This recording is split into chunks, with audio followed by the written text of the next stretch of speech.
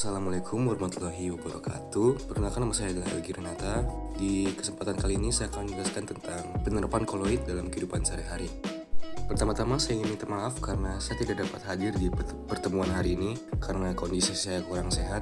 Jadi saya akan menjelaskan tentang penerapan koloid ini sebagai tebusan dari ketidakhadiran saya di kelompok saya. Oke, pertama-tama kita harus tahu pengertian dari koloid tersendiri. Oke, koloid merupakan campuran yang berada di antara larutan dan suspensi. Koloid bukan larutan dan juga bukan suspensi, alias berada di tengah-tengah. Karena dia berada di tengah-tengah, maka koloid bisa diciptakan dari larutan dan suspensi. Koloid adalah jenis campuran khusus di mana partikel-partikel kecil tercampur dengan baik di dalam zat lain. Partikel-partikel ini sangat kecil sehingga tidak bisa dilihat dengan mata biasa. Mereka tersebar di dalam zat lain dan tidak akan cepat mengendap atau terpisah. Pikirkan koloid seperti campuran gula dalam air. Ketika kita mencampurkan gula ke dalam air, gula akan larut dan menghasilkan larutan gula yang jernih. Namun, jika kita memiliki koloid gula, partikel-partikel gula yang sangat kecil akan terdispersi di dalam air, tapi kita tidak bisa melihatnya dengan mata telanjang. Partikel-partikel gula ini tetap tercampur dalam air untuk waktu yang lama dan tidak langsung turun ke dasar wadah. Jadi, koloid adalah campuran khusus di mana partikel-partikel sangat kecil tercampur dalam zat lain dan tetap terdispersi di dalam waktu yang lama. Selanjutnya kita masuk pada penerapan koloid berdasarkan sifat-sifatnya. Oke, sifat yang pertama adalah adsorpsi. Adsorpsi merupakan peristiwa menempelnya partikel bermuatan ion pada permukaan koloid. Adsorpsi terjadi karena adanya kemampuan partikel koloid untuk menarik atau ditempeli oleh partikel-partikel kecil. Kemampuan untuk menarik ini disebabkan karena adanya tegangan permukaan koloid yang cukup tinggi. Contoh penerapannya seperti penyembuhan sakit perut dengan norit, penjernihan air dengan tawas, pencelupan serat wol untuk proses pewarnaan, pemutihan gula tebu, serta penghilangan bau badan dengan deodoran.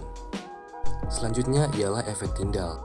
Efek Tyndall adalah cahaya yang berhamburan oleh partikel koloid, di mana partikel larutan berukuran lebih kecil daripada partikel koloid. Oleh karena itu, berkas cahaya dapat dihamburkan. Penerapannya ialah seperti sorot lampu mobil, atau senter, atau proyektor di udara yang berkabut. Kemudian, sinar matahari melalui celah-celah di daunan pada waktu pagi yang berkabut, serta terjadinya pelangi. Kita lanjut ke sifat selanjutnya, yaitu elektroforesis. Elektroforesis adalah pergerakan partikel koloid dalam medan listrik. Pergerakan partikel koloid dalam medan listrik disebabkan karena koloid tersebut memiliki muatan. Koloid bermuatan negatif akan bergerak ke anode atau elektrode positif, dan yang bermuatan positif akan bergerak ke katode atau elektrode negatif. Contoh penerapannya itu seperti identifikasi DNA dan cara kerja alat Cottrell atau penyaringan debu pabrik. Selanjutnya ialah koagulasi. Koagulasi koloid merupakan proses penggumpalan partikel koloid. Jika koloid bermuatan dihubungkan dengan muatan yang sama jenisnya, maka mereka akan tolak-menolak dan tidak menggumpal.